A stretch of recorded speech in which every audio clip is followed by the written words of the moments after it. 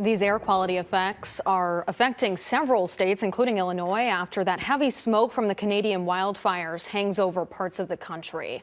23 News reporter Kaylee Randall talks with an allergy expert who tells us how this specifically affects our health. A heavy haze blankets the state line on Tuesday, which puts most of the area in the unhealthy category, teetering on the very unhealthy category for everyone, not just those with respiratory issues.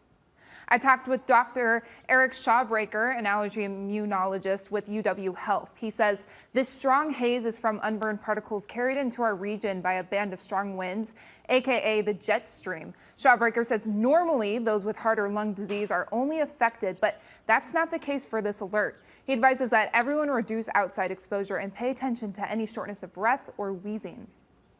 Each patient, unfortunately, is kind of going to have their own experience out there. And there are some people who, if they know they already are prone to air quality, they should be decreasing their exposure. We also, by the way, have pollen out there as well. And so that's another thing that people are being exposed to.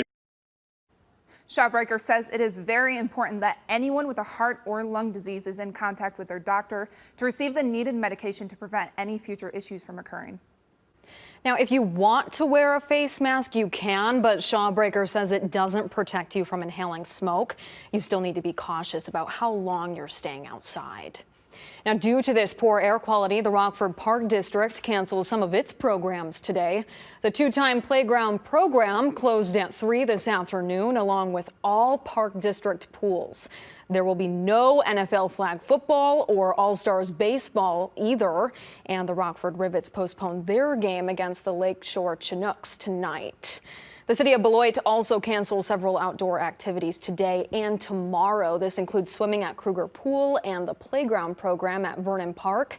The city's Park and Recreation Committee also moves tomorrow's public meeting indoors at Grinnell Hall Senior Center.